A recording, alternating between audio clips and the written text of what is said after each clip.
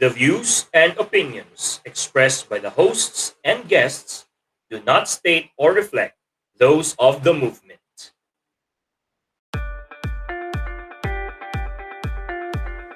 Sa history, marami ang nalilito kung ano ba ang tunay, ano ba ang kwento. Pakinggan natin ang mga dalubhasa. Intindihin ang kasalukuyan sa pag-aaral ng nakaraan. Tayo na't makilahok sa ating talakayan. Ito ang Historyl, ang katotohanan sa ating kasaysayan at lipunan.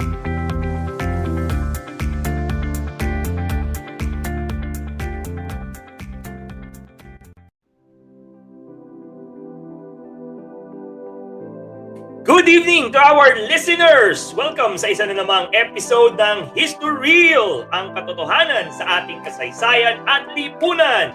Ako po ang inyong host, si John Kevin Samson, at kasama po natin si Mr. Jamaico Ignacio. Sir, hello!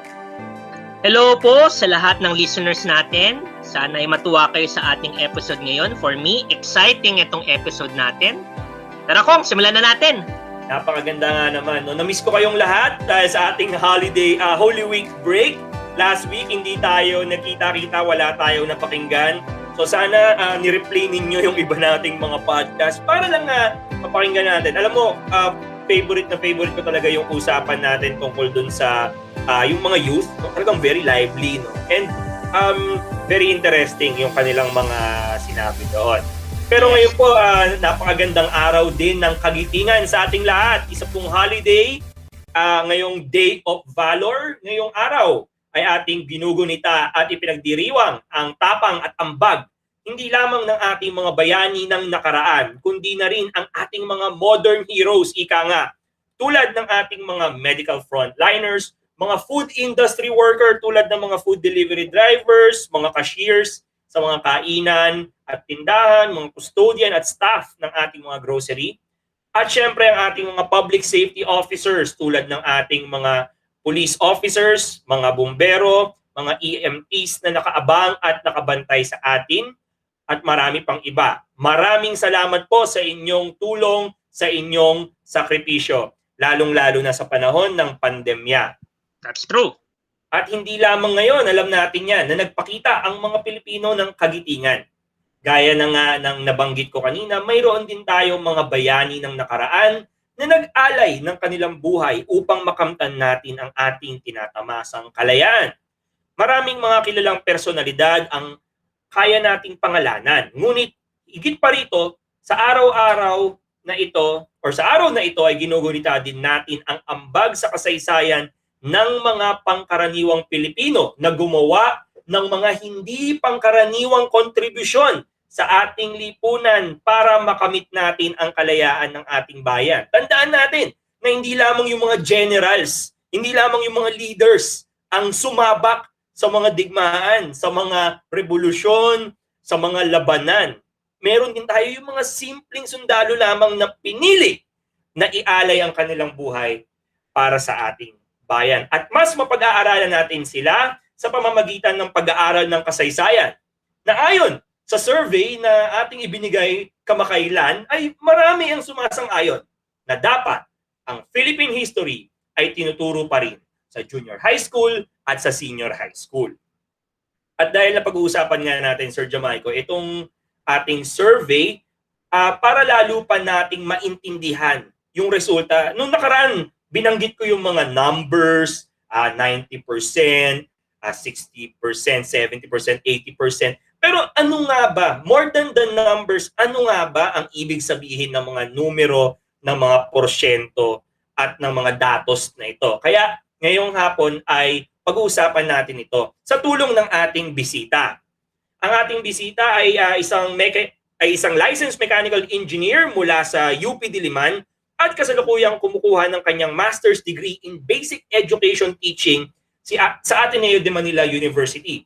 Siya ay nagtuturo ng research, science at physics sa Ateneo Junior High School kung saan inaalalayan niya ang mga mag-aaral sa kanilang pananaliksik.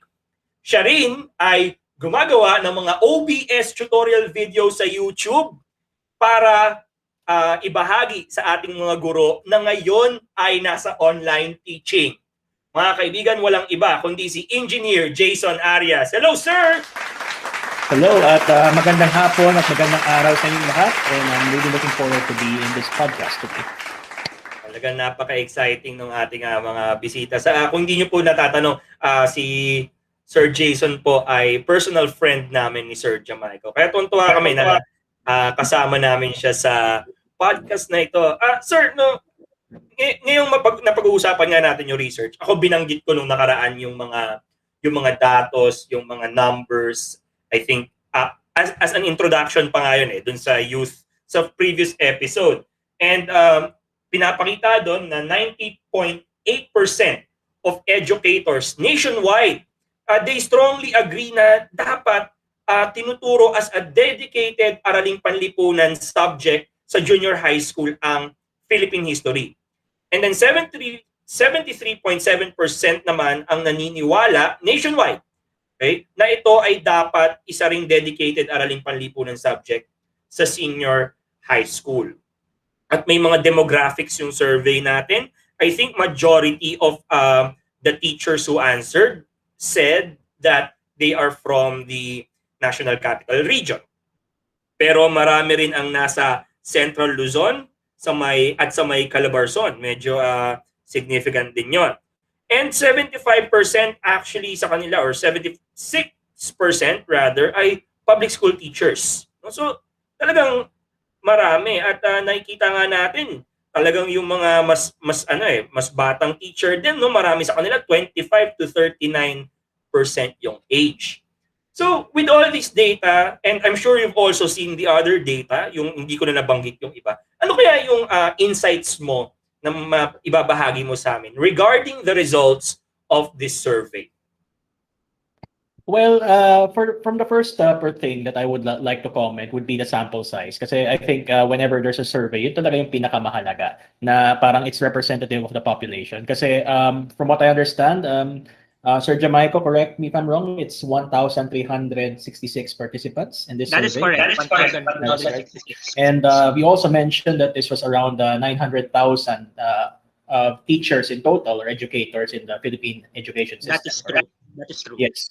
So if you put it into perspective, the 1,366 teachers who did the survey out of the 900,000, if you calculate parang margins of error in this survey, that would lead to around 3% margin of error with a 95% confidence level, which I think tells us that yung data na nakukuha natin dito, plus minus 3% lang naman from the actual reflected values of, if you were to conduct, one by one, na tanungin lahat ng teachers sa buong Pilipinas, which is hard, pero if you were to do that, you would get a data na roughly plus minus 3% lang, which tells us that the results of this survey is kind of close to the the sentiment of educators nationwide, na talagang they have a strong agreement rather of Philippine history being a necessity in junior high school, and actually even in senior high school in a way, because 73.7% is still a really, really large number, as you have gathered. So very much it's the sentiment, I think, nationwide, na it has to go back into high school. So talagang suportado nitong mga guro. And just to be clear, no, it appears na by teachers, hindi lamang many, I would think majority of these teachers are araling panlipunan teachers. Pero there are actually some teachers who are not araling panlipunan teachers. Correct me if I'm wrong, Sir Jamaico, tama ba yun? Yes, halo na yan. Although hindi nakalagay dito yung data, more or less, that's a mixture of araling panlipunan, science, Filipino, English teacher. Although there's a plurality of AP teachers of around 30%. There's a plurality of AP teachers of around 30%. But more or less, the rest, 70%, hati-hati na yan ng English, math, comp ed, what subject that you have. So, mix na siya basically. So, it also shows na hindi lamang talaga kasi baka sabihin ng ibang mga nakakakita ng results na to. Syempre, kaya agree yung mga araling panlipunan teacher, they teach that. If you remove that, wala silang trabaho. But that's not the case, di ba? Even their fellow teachers from different subject areas agree na yung values tsaka yung virtues na tinuturo nitong Araling Panlipunan ay it's so important na kailangan meron siyang dedicated dedicated subject area sa Araling Panlipunan ng junior high school at ng senior high school regarding Philippine history. At maganda yung analysis na kahit syempre hindi mo naman pwedeng tanungin lahat ng teacher sa Pilipinas. Medyo marami pa rin 'yon, 'di ba? 900,000, no? Halos 1,000,000, 'di ba? Halos 1,000,000 pala, no? So, pero with the sample size margin of error, sabi nga natin, pabawasan mo lang ng 3%, malaki pa rin yung percentage na matitira. So, positive ang ating maganda yung reflection nung data. So, pero sir, matanong ko nga, no? So, paano how would the movement and the people, movement meaning the organization, how would the organization, we, in the high school Philippine history movement, and the people who are not our members, yung mga tayong lahat, how would we benefit from the results of this survey? And kasi yun nga okay, maibabalik na natin. Okay, nag-a-agree naman majority sa mga kaguruan na dapat ito'y ibalik, ang Philippine history ay dapat ibalik sa junior high school at sa senior high school. At yung iba nga sa kanila sinasabi, dagdagan yung contact time. Hindi lamang 2 to 3 meetings a week, kundi dapat gawin ding 4, parang English, tsaka yun, English, Filipino, Science, and Math. Kumbaga parang major subject din dapat siya, no? So, paano ba tayo magbe-benefit dito? For example, ako English teacher ako, 'di ba? Pag dinagdagan mo ng contact time yung AP class hours, how would I benefit from that, no? Well, first of all, I think the data alone shows na the sentiment is there na talagang important siya. And with that, you can present this to yung government institutions as well as DepEd na, okay, we have the backing of pretty much the entire country in this one na kailangan, na importante talaga siya from an educator standpoint as well. And you mentioned also that it would probably help as well other teachers kasi hindi lang naman to AP teachers, this is all subjects. Ako personally, nagtuturo ako ng science, and there are some things in science na makukuha mo lang sa junior high. And I've mentioned this, I think, in a webinar that I did with you guys a few months ago or something like that, na parang if my history, for example, sa high school, I could tap into that as an example for a lot of my style in teaching the sciences. Ang binanggit ko ng example is like una yung Corregidor. Kasi for example, Corregidor has a lot of canons, di ba? And may historical battle noon. But and the underlying thing there is, bakit nga ba important yung Corregidor? Yung canyon na yun, projectile motion yun sa physics, I can make my students compute, okay, it basically covers the entire mouth of Manila Bay. So, yung mga ganong integration ng history with other subjects, history and science, history and English, history and religion, history and math even, history and you name it, sobrang mahalaga na we have this integration. And if a lot of teachers nationwide back the putting of history back in junior high school, senior high school, then that means that it's not just history teachers, but there's a sentiment na we would benefit as a whole in the educational system with integration of historical concepts.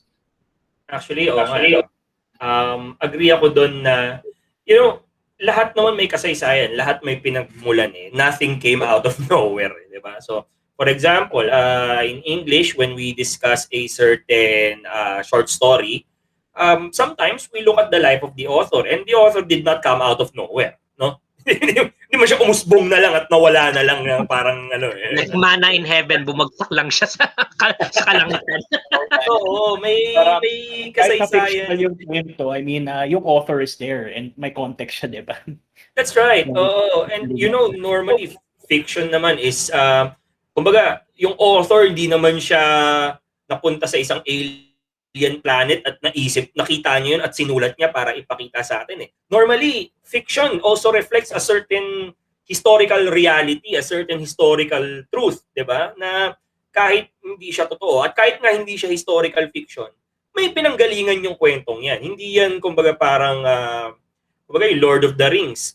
That may be, for example, Lord of the Rings, that may be fantasy and it may have been created, kumbaga ibang universe. Pero you know, the author came from our world. Meron siyang binitbit galing sa mundo natin, galing sa kasaysayan natin na maaaring nadala niya doon sa kwentong binuo niya. And literature and history, they're not separate.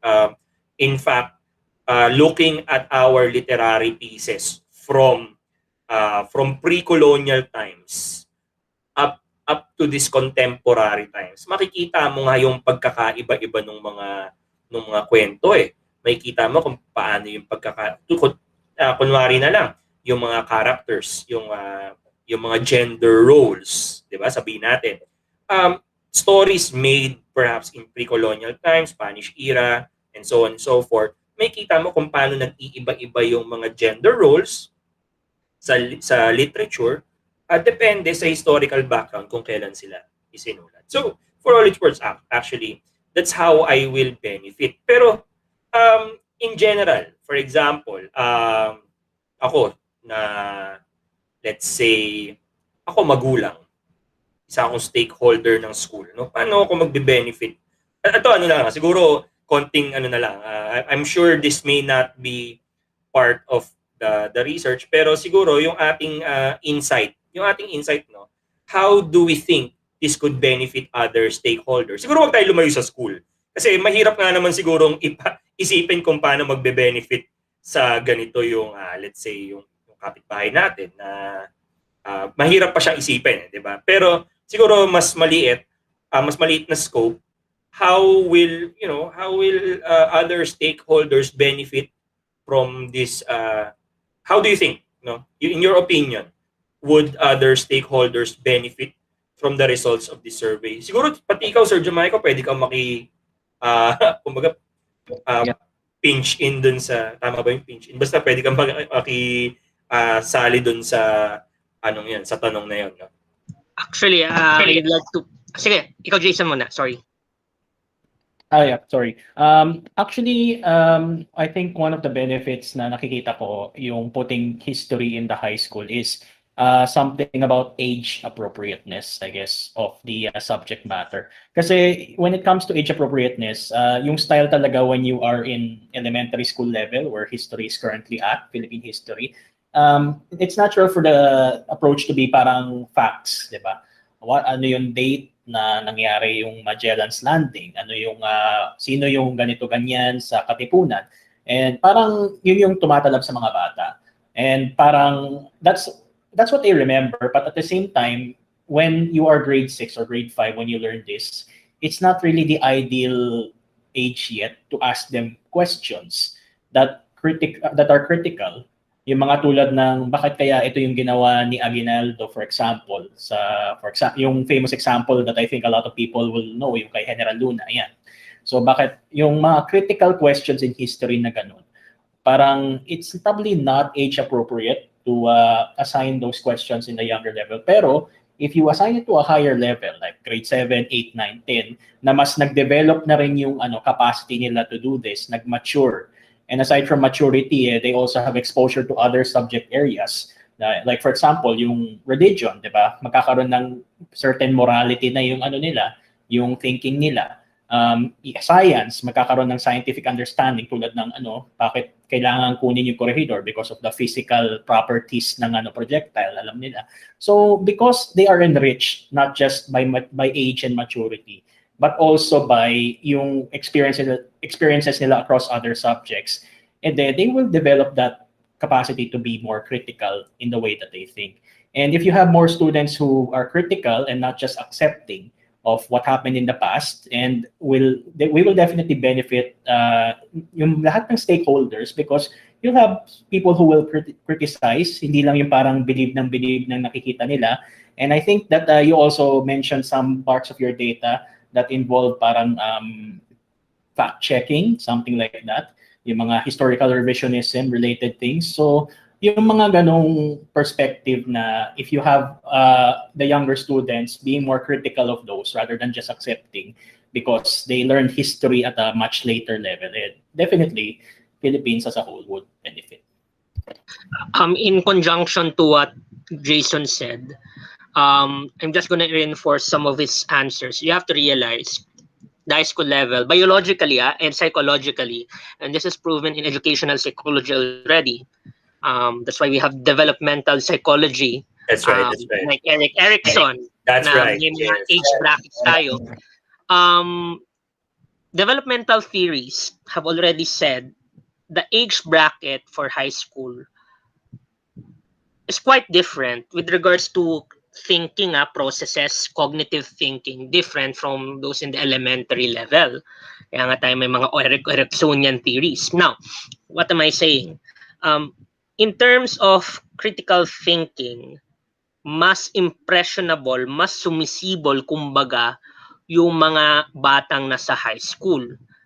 You don't expect a grade 5, 11-year-old to internalize the effects of how General Luna died, the political context behind it. The kid will only realize or understand pinatay si Luna. Yun lang. And bad guys na Dinaldo. Period. No, there are nuances in between. And the nuances, according to developmental psychology at least, mas maiintindihan at mas magiget siya at the secondary level. And the practicality of that is, mas madali mo siyang i-deepen, ituro, maintindihan, ma-practice critically yung utak ng bata. Kasi biologically and psychologically, mas prepared yung bata.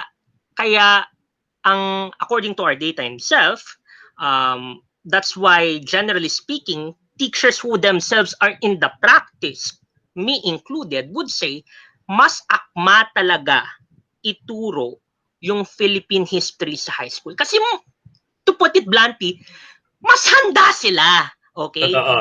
Preparatory yung Philippine history sa LM. Pero yung internalization sa high school, yun yung hindi magets ng, unfortunately, ng ating policymakers. So, it makes things impractical, basically, in the field of Philippine history. Actually, meron nga tayong tinatawag yung matrix of yung matrix of mastery or something. Kumbaga, na may certain subjects na ini-introduce lang at a certain grade level, pero you don't stop there. Diba? You don't stop there in the introduction level. You actually have the reinforcement level na kung saan, okay, na-introduce mo sa grade level na to, pero does it stop there? Hindi. I-reinforce mo siya sa on another grade level. And then you don't even stop there kasi meron pa tayong tinatawag na yung mastery level.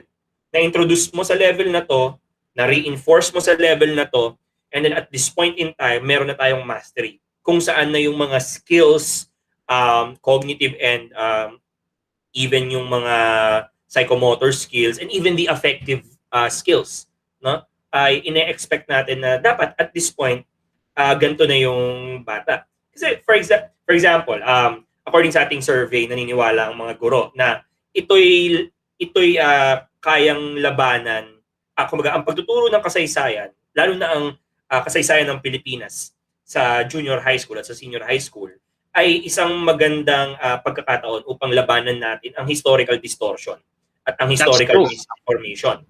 Kasi, gets ko naman, pwede naman natin ituro sa grade school ang history.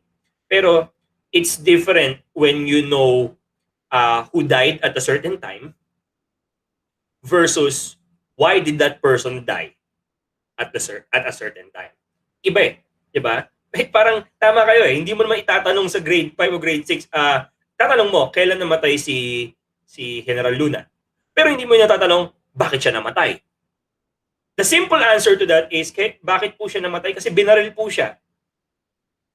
That's the simple answer. Pero that's if a grade 6 student could answer the small details, the finer details of that, that's good.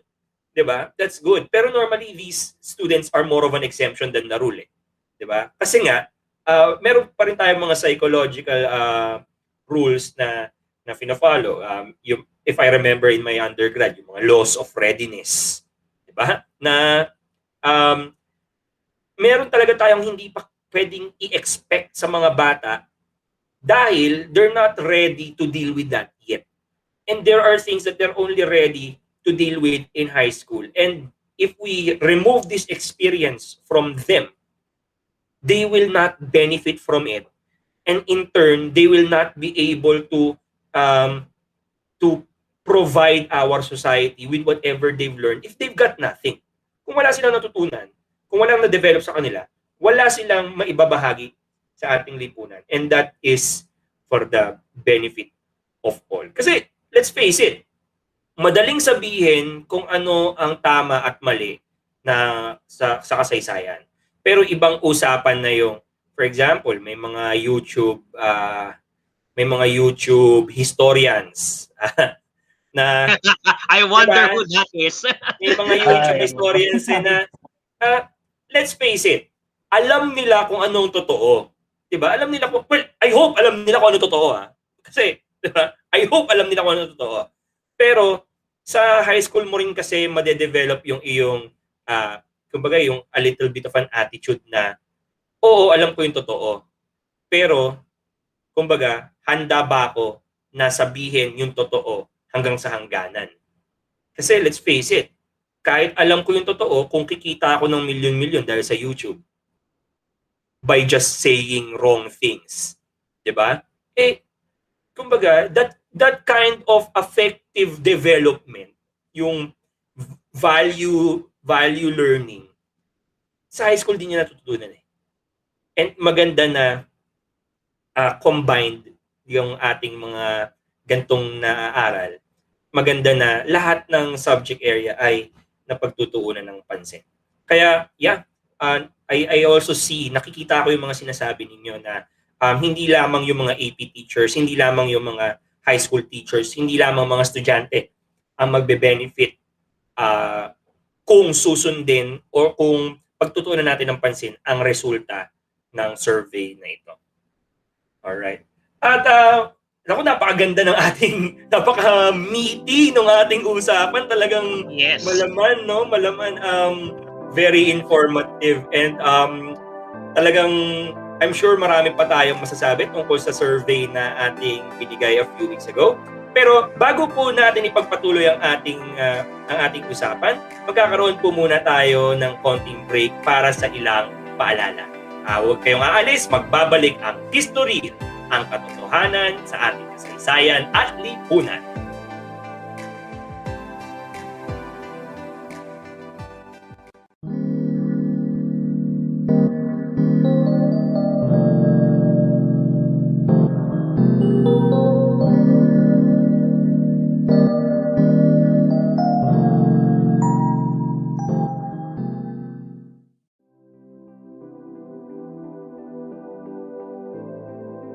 And we're back! So salamat po sa inyong paghihintay at nagbabalik po ang History, ang katotohanan sa ating kasaysayan at lipunan. Kasama ko po muli si Sir Jamaico Ignacio at si Sir Jason Arias upang pag-usapan namin ang mga detalye ng ating survey na isinagawa kamakailan lamang. At nagtapos nga kami kanina sa ano yung sino-sino or paano ito magiging beneficial sa ibang tao maliban sa mga bukod sa mga AP teachers sa mga Philippine history teachers, paano ito magiging beneficial sa ibang mga tao. At narinig din naman natin na ito ay ang pag-aaral ng kasaysayan ay hindi lamang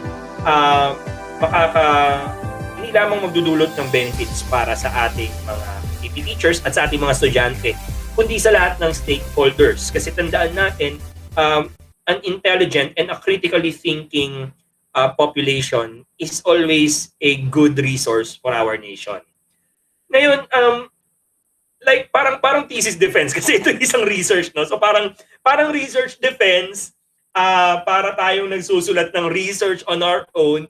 So siguro let's go to our one last question perhaps, no, na I'm sure lahat ng mga estudyante na nagre-research ngayon, lahat ng mga teachers na nagre-research ngayon, lahat na nakaranas ng research ay alam nila ang nangyayari sa huling tanong na ito. So, eto na. What recommendations do you have for further research? No? So, ito yung meron tayo ngayon. Ano pa kaya yung pwede nating saliksikin, pagtuunan ng pansin? Ano yung gaps? Yes, gaps.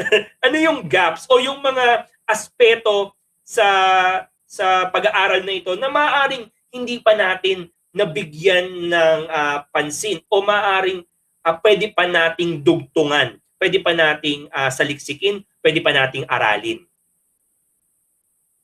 Jason, ikaw muna since you're the expert on research here. I don't know about expert, pero sige, I will try my best to do that. Yung gaps, natuwa naman ako sa iyo because yun naman talaga tinuturo namin doon sa junior high. But anyway, I was looking at kasi the data and we could go back siguro to the demographics of where most of the respondents came from. And ang nakikita ko talaga dito is mga 30-something%, ayun, no, 32.7% ay galing sa NCR and 14 and 18 respectively sa Region 3 and Region 4A. So parang if you were to map this out, ang center of gravity, kumbaga, ng research is very biased towards that region na yung tinatawag nga ngayon ng gobyerno na NCR+, kumbaga. So definitely, that's something we could probably work on, na we could get more respondents perhaps across multiple regions. Siguro one analogy for this siguro would be something like the American Electoral College na parang, di ba, kunyari California may 55 electoral votes tapos yung sobrang liit na mga Wyoming, ganun ata, mga 3 lang. Kasi that reflects their population size. So parang if we were to reflect this based on how many educators are actually in those regions, na parang yun sana yung ita-target natin in order to get a more reliable info on some regions. Like, for example, yung Cordillera at saka yung Bangsamoro, that definitely would help in making the research a little bit more viable. Tapos pangalawa, I did talk about this previously, I guess, dun sa ating unang segment na integration is important here. And we mentioned how history would not just benefit social studies, araling panlipunan, but also other subjects like English, religion, math, science. Kaya maybe I would also have a breakdown of, aside from gender and school type, baka pwede rin lagyan natin dito ng what subject yung tinuturo ng teachers. Para we could also get a glimpse na, you know, for example, I mean, I'm personally a science teacher ako and I support history going to the high school, but maybe that view may not be shared by some science teachers. Baka there's a bit of a bias kapag science teacher ka na, syempre, you want a bit more time for your subject. Kumbaga, we want to push research, you want to push more advanced physics, pero it would help if we have that kind of information here in our survey. Okay, so baka yun po yung and obviously, yeah, in general, just increasing the sample size, lalo na in those regions na medyo kulang-kulang tayo like Cordillera and Bangsamoro. But in general, I think the research is promising and could definitely have more room to make it more reflective of the national sentiments. I agree with Jason. It's a little bit skewed towards Luzon. The next region na may pinaka marami is actually from the Visayas, Western Visayas, the Negros Iloilo area. So yun na yung pinaka malapit. Yung pinaka malapit na sa Mindanao region, looking at the data, is Davao region, from where our president came from. Yeah. The point being is, I agree that we should have more respondents from different regions. And I actually would want and welcome that. Siguro for future purposes, I think we would have to be more active with regards to engaging people from the Visayas and the Mindanao. But I have to admit though, when we try to get respondents from BARM or the Bangsamoro region, hirap na hirap kami. Ang hirap kumuha ng teachers from Bangsamoro. Buti na lang may nakuha kaming ilang teachers. Kaya sila yung pinaka-kaunti. Kung titingnan niyo sa survey demographics natin, Bangsamoro only had 0.2. And I think in terms of shares, they should be a little bit larger than 0.2%. So I do agree with Mr. Arias, Jason's introspection that we should have more respondents. But yeah, tapos but nung binreakdown kasi namin yung strengths ng data, halos pare-pareho eh. Nung tingnan namin yung breakdown from across the regions, if you're going to look at it, ang napansin namin, lahat gearing towards strongly agree. So, although yes, na-infer namin na I think it will be reflective eventually across regions. I think it will be more precise, as Jason said, and more accurate if we give more respondents from the regions more representation. That's why I agree with that. Yeah, and if I were to add quickly lang, Go ahead. for example, if we were to go to the part where you graphed yung strongly agree per region, nakita ko na parang, for example, sa Bangsamoro, for example, if we could go there, nasa 66% ang strongly agree, which is actually lower than a lot of the other regions. So aside from it probably being not precise, baka that's also got something to do with the region na, di ba, Bangsamoro, a bit more autonomy compared to other Philippine regions. You could also look at Cordillera, ang daming mga ethnic groups, tapos medyo mas may autonomy. So baka yung parang sentiment nila may not be as strong compared to people like, for example, NCR where the capital is. So definitely, to make it more precise, I would focus on regions na yung tulad na ganun. Kaya mahalaga, tama rin yung main point mo kasi in order to get a more larger perspective, we need more respondents. But admittedly, logistically, weakness din kasi ng research namin. Ang hirap kumuha ng respondents from those regions eh. Hirap. But yeah, it's true. We need more respondents. We need more respondents. And in addition to what Jason said, I think one point for improvement for our survey/research is that I think we need more engagement, partnerships with, I believe, other organizations who can help us perhaps get more respondents. I think that will help with regards to this survey. Okay. Absolutely. To summarize everything, I think acknowledging the weaknesses, I think more or less na-capture naman niya yung general, I think general sense nung educators natin. And one of the most noteworthy things with regards to what I noticed from what the teachers said, the educators said, there's a universal, or at least around 83% of them saying Philippine history is very important because it will help combating fake news, historical distortions, disinformation. As we mentioned earlier, it helps critical thinking. At ang dami nang naglabas ang mga fake news tulad nung si for example, si Rizal daw ay tatay ni Rizal. Yung mga ganong uri ng mga Favorite ko yan. yes, na akalain mo sa Wattpad mo lang mababasa, yung pala pinaniniwalaan na ng mga bata. So we teachers universally agree that Philippine history, although not the solution per se, but a possible one instrument in helping combating it. So I think we need to improve the survey so that we can address the main issues that the teachers themselves said, that Philippine history is a conduit in combating distortions, historical fake news, etc. Because if we don't hone the critical thinking of our students, makaka-apekto yan sa political decision making yan. Kasi kung maapektuhan yung political decision making, kung ano na lang pinagpipili nila, apektado elections natin, tayong lahat patay. We're all deads. So Right. there you go. Those are my comments about the improvements of our survey. It's a good intervention nga. Philippine history is a good intervention against or in fighting, in combating fake news, historical distortion. And also, siguro another recommendation regarding further research is siguro in a few years pwede nating i-update, no? Just to see yung consistency nung mga ganitong results, and baka nga tumaas pa yung mga percentages, most probably.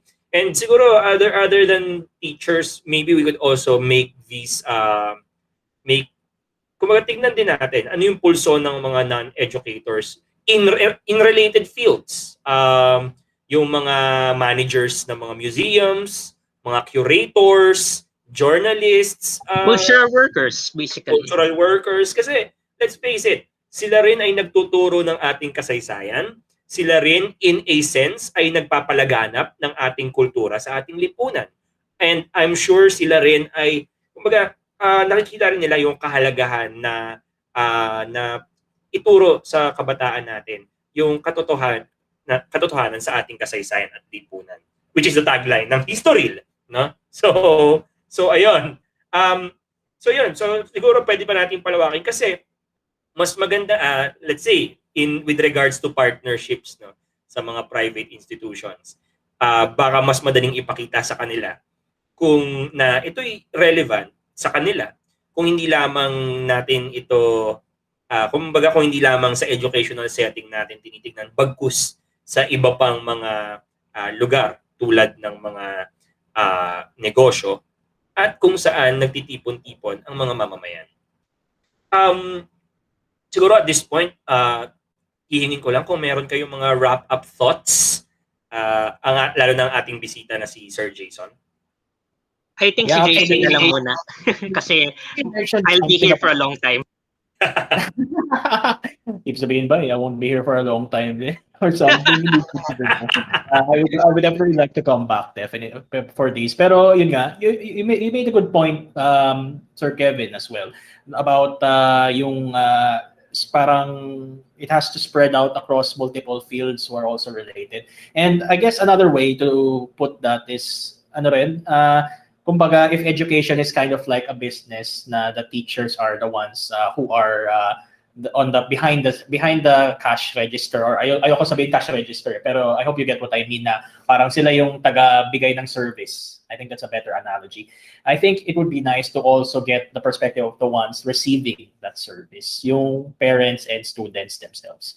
Kasi definitely, at the end of the day, they're the ones who are investing on the education of their kids, and also the kids themselves, sila yung makikinabang dito. So is history also relevant to them as parents and as teachers, and where do they want to take education in terms of history? So maybe that's one point that we could definitely expand. But nonetheless, I guess the sentiments here are clear na yun nga, educators have an overwhelming support for history in the high school. It's clear naman na may benefits ito, and I definitely hope that for the good of our own educational system, that this would happen in the not so distant future.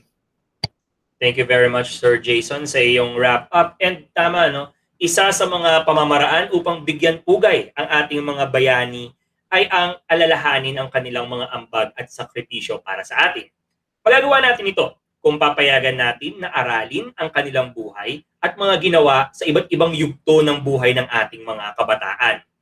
Isa ring serbisyo sa bayan at sa ginawa ng ating mga bayani ang siguruhin na meron tayong isang lipunan na matatas at mapanuri sa mga bagay na pinagdadaanan ng ating lipunan, at sa pananaw ng karamihan sa ating mga kaguruan, tunay na makakatulong ang pag-aaral ng kasaysayan.